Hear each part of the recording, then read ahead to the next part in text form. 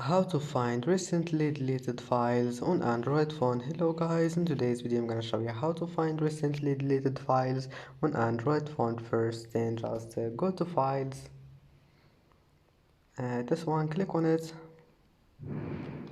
and here we'll find recently deleted, and click on it, and as you see here we'll find it, and here you can restore any video, any video you want or any file. Just click on it and click restore, and that's it.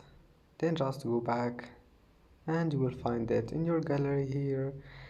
And that's how to find recently deleted files. And that's it for today's video.